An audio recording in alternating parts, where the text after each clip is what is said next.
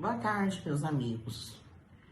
Meus amigos, eu vim agora gravar esse vídeo que eu até vou intitulá-lo explicando o meu testemunho.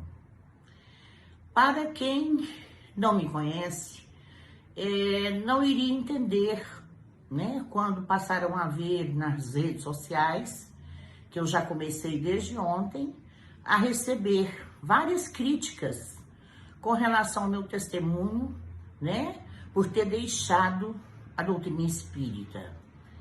Acontece, meus amigos, que quem está fazendo as críticas é porque me conheceram como a médium, né, Meire Alves de Trindade.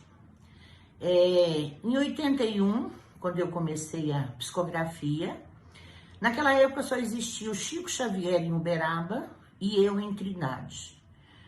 Então, principalmente depois que o Chico começou a me recomendar para as pessoas iam lá e ele falava: gente, vocês não precisam vir de tão longe. Tem a nossa irmã Meire de Trindade, que faz a mesma coisa que eu faço. Aí sim.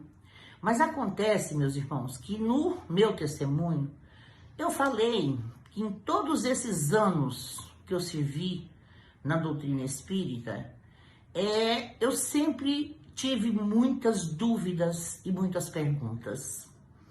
De 81 a 88, eu confesso a vocês que foi o auge da minha fé dentro da doutrina espírita. Eu me sentia em êxtase. Por quê? À medida que eu estudava as obras de Allan Kardec, as obras de Chico Xavier, eu entendi ali que o médium, quanto mais ele sofresse, melhor ele era. Então, por isso que eu nunca me revoltei com aquela vida que eu tinha, né? Uma vida de miséria, uma vida de dificuldades, de doenças. Meus filhos, por exemplo, eu não consegui levá-los nenhum para a doutrina espírita. Porque hoje, principalmente o meu filho mais velho, culpa o fato de eu ter sido médium por ter tido a vida tão sofrida que nós tivemos. Então, quem critica nunca acompanhou de perto, nunca foi dentro da minha casa saber as lágrimas que eu derramava. Quantas vezes eu chegava no centro espírita e entrava naquele quartinho para me concentrar e ali eu desabava em lágrimas, porque tudo estava ruim na minha vida. O meu primeiro casamento, que eu tive 3 filhos, meu marido se tornou alcoólatra e foram 11 anos de muito sofrimento. Até que ele mesmo saiu de casa, me deixando sozinha com 3 filhos, mas também eu sempre criei os meninos sozinha.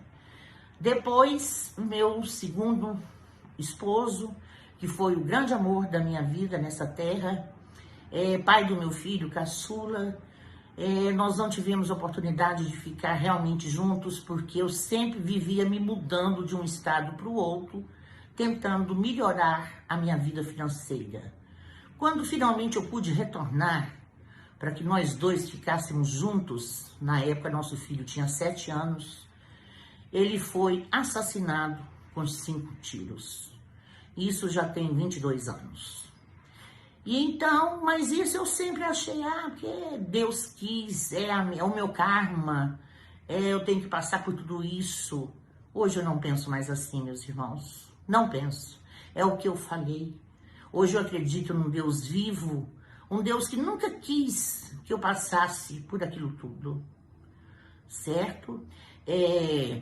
Por exemplo, a questão da mediunidade, as dúvidas.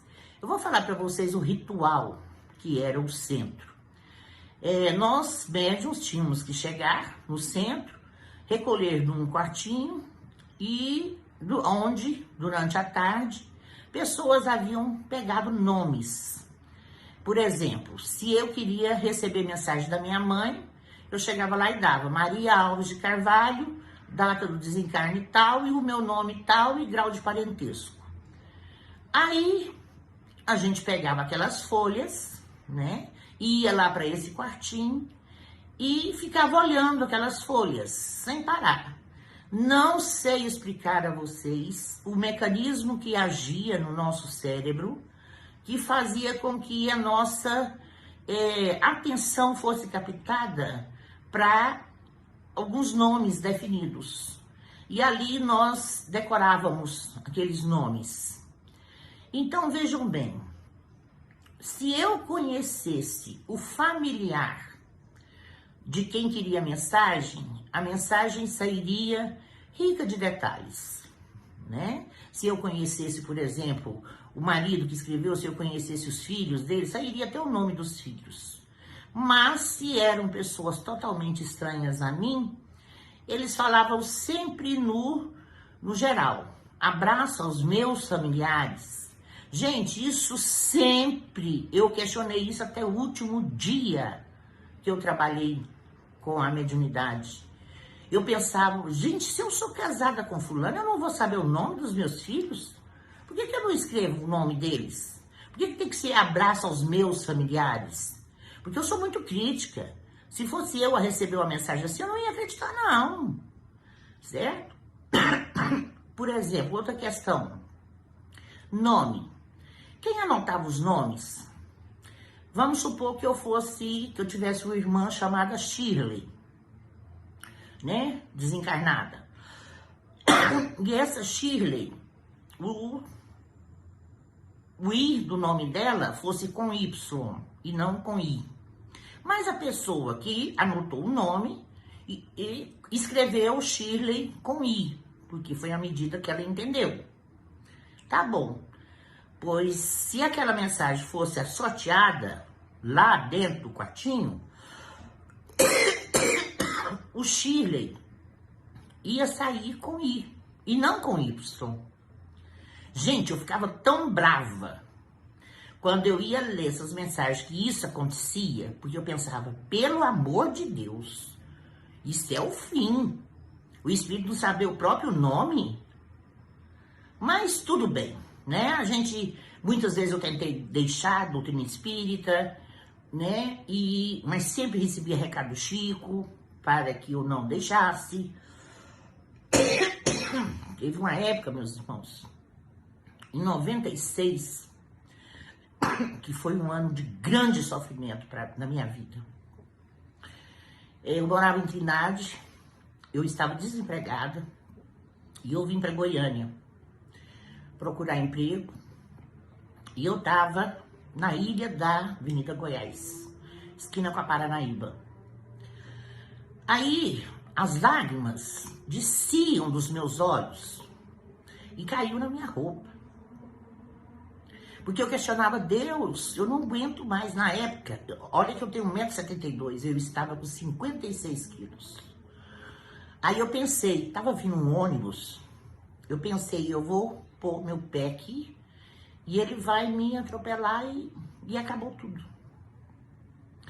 Eu senti, meus irmãos, numa hora que eu ia descer o pé, eu senti alguém segurando o meu ombro. Aí eu fiquei quieta, né? Esperei o sinal fechar e atravessei reto na Paranaíba, andando sem saber para onde. E quando eu cheguei no lugar, eu escutei uma música cantando assim: o meu Deus é o Deus do impossível. Gente, quando eu vi isso, eu olhei para a direita, eu estava na frente da igreja Fonte da Vida. Era umas 3h30 da tarde. Eu entrei lá dentro, eu me ajoelhei, tava na hora do louvor. Eu nunca chorei tanto na minha vida como naquele momento. Parece que Jesus retirou ali toda a dor que eu estava sentindo. Eu chorei tanto que eu chamei a atenção dos pastores, que depois vieram conversar comigo, saber por que eu estava tão sofrida daquele jeito. Então, vocês vejam bem, naquele momento ali, Jesus me salvou, né? Me mostrou o caminho, mas a gente continuava do mesmo jeito porque era mais cômodo, né? Então, eu recebi uma crítica, por exemplo, que eu estou abandonando o espiritismo porque eu não estudei profundamente as obras de Kardec. A essa pessoa eu vou responder que até meu último dia eu sempre destinei meia hora para estudar as obras de Kardec. Eu nunca saí das obras de Kardec, de André Luiz e de Emmanuel, porque eram os que eu confiava. Eu não lia não, minha amiga, eu estudava. Só o Livro dos Espíritos eu estudei 11 vezes, pergunta por pergunta. Então, gente, hoje o que eu venho falar para vocês é que hoje eu tenho uma fé raciocinada. Não é uma fé baseada na emoção, é uma fé baseada em fatos, é uma fé baseada na paz que eu estou sentindo, na força que eu estou sentindo, na paz que eu estou sentindo. E não só a mim, aos meus filhos também.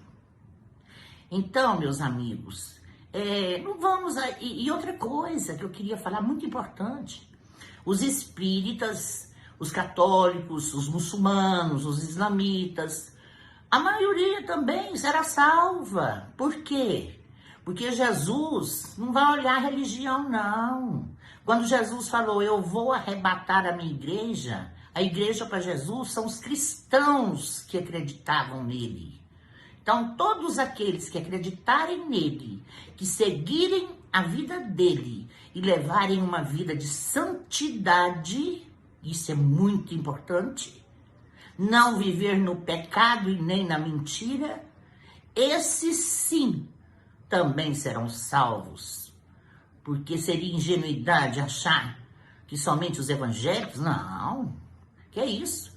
Olha o tamanho que é o catolicismo, né? A única religião que não foi da frente, que não cresceu, foi a doutrina espírita. Porque nem na França, onde Kardec nasceu, ela prosperou. Na Europa, muito menos, né? O país que mais teve adeptos, que tem adeptos do espiritismo, é o Brasil, porque é um povo muito religioso.